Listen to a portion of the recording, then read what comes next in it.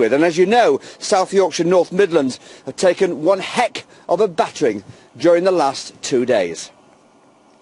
The good news, though, for truckers stranded for 2 nights at a church hall in Anston to the south-east of Sheffield, they were rescued. And our reporter Danny Hewson went to the hall first thing this morning to speak to the truckers and the locals who've been looking after the lorry drivers. In the south they call something like this Operation Stack. In South Yorkshire, it's more like Operation Stuck. Well, it certainly doesn't look like a main road anywhere. It looks more like a scene out of a Hollywood disaster movie. And for some of the drivers who've been stuck in their cabs for up to 48 hours, it's felt rather like a disaster movie as well. I'm hoping by this evening, yeah, so they've got to clear the road first. Then they've got to let the other side clear so that we can go out, because there's nowhere for us to go. There's a low bridge in between and the road there, so we can't get out that way. So this evening will be fine.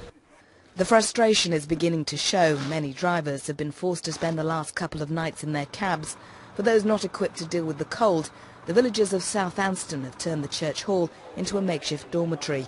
Everyone is mucking in and nobody is going hungry. Well, basically yesterday morning someone came to my house and said that lots of drivers have been stuck overnight on the A57. Obviously being a member of church, but the best thing to do would be to open chapel and just try and get some tea and coffee going. By 9 a.m, South Yorkshire Police had formulated a plan of action. Well, the first thing we've got to do, we've got to clear the road. The road's blocked on both carriageways at the moment, so we've got a plan in place to clear the traffic that moves towards Rotherham.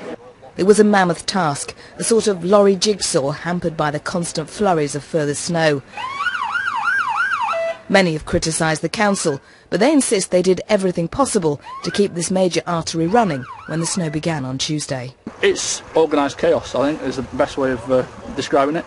The plan this morning is to drag all the HGVs that are stuck in the snow to one side of the road, so they're all in the same carriageway facing the same direction, because one of the main problems we've got are HGVs have got stuck, then others have tried to overtake them, they've got stuck, so we've got them sort of 2 and 3 abreast across the carriageway.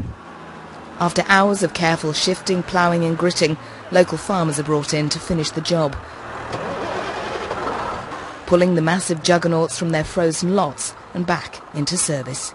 Danny Hewson, BBC Look North, South Anston. Danny, thank you very much indeed. With me now 2 men from the mountain rescue teams around here. I've got Mike France and John Halstead. Mike, you were involved, weren't you, in that Anston rescue? Yes, I'm the Peak District controller. I've had all the teams out in the Peak District this last 2 days. Woodhead team's been down at Anston and we've been there for 48 hours. They're still there at the moment. Now, was it a logistical problem that? What kind of situations do you have to cope with, or is it just part of the job? Well, it's just part of the job. The biggest problem down there was needing the 4x4s. It was dealing with the wagon drivers, primarily getting them sorted out. But as they've opened up roads, we've done a lot of medical support, helping the ambulance service, from going down to the local chemist, taking the community nurses around to see people they haven't seen for 48 hours.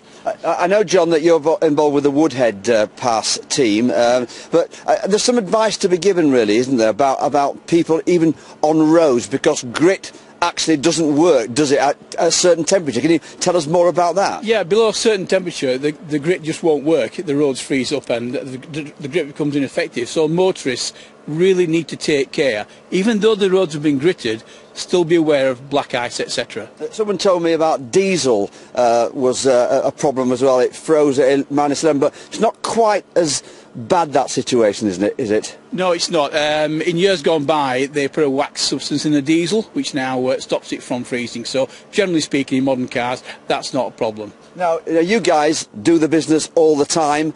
Can you give us any advice at all on what we should do to make sure that your job is a bit easier anyway, Mike? I think particularly on the roads, and looking at last January, February, and we've started in November, you know, look at the layers that we've got on.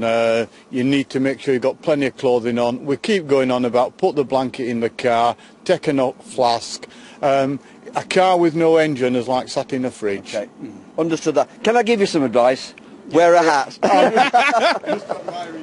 Thank you very much indeed. Now, you know, some of the heaviest snowfall in recent days has actually been in North Derbyshire. And listen to this, drivers were forced to abandon their cars on main roads as they became stuck in very serious drifts. Now, some have been trying to rescue their vehicles today. And Emma Glasby's got a story about another remarkable rescue as well. Here's her tale. It may look like a picture postcard, but when snow falls this heavily, problems are never far away. Many roads in South Yorkshire and North Derbyshire were eerily quiet today, but still showing the aftermath of the previous chaos. And as drivers returned to try and rescue cars, one man was trying to recover something much more precious. His wedding ring, lost in deep snow as he attempted to clear his car. Oh, there you go. There's your ring. Hey! Brilliant. Oh, Nice fantastic. You're a good lad. Nice one. Absolutely ecstatic. I was absolutely gutted when I lost it yesterday, but I wanted to find my ring because, I mean, I've only had it for a year, so over the moon. But for others, recovering their possessions could take a bit longer. Well, most of the cars abandoned here have been stuck since Tuesday night, and it's not difficult to see why. Right now we're in Bayton, right on the border with Derbyshire. The snow is right up to my knees, and it's falling heavily once again. Did you not get back? What? Whoa, whoa, whoa. Stuck. These lads decided to do everything possible to recover their car, after hearing reports some abandoned vehicles were being broken into. Been trying to move as much snow as possible, as you can see there, from under wheels and under car, because when he's put it on there's already snow there, so it's all under car. So we've been trying to get under it, and we've got it out all right. It looks like I should be able to get it closer to home. Yeah. I don't know about home. Further into North Derbyshire, the snow becomes deeper and the view even more beautiful. In Holmesfield, snowdrifts had left some cut off, with many opting to travel by foot. They were doing their best to clear paths and driveways, but the big thaw here will no doubt take a little longer. Emma Glasby, BBC Look North in North Derbyshire. Emma, thank you very much indeed. It's very cold and very snowy here, but very kindly the landlady of the Wagon and Horses has invited me in for a wee dram. I've got 30 seconds to decide whether I want to do that. Tanya, it's back to you.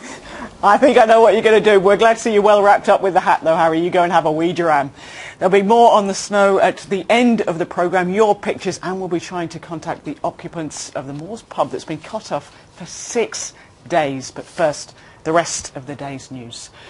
The woman who died after being pulled from a frozen lake at Pontefract Racecourse has been named as Susan Harris from Pontefract. She was 51. Officers dragged the woman from the lake yesterday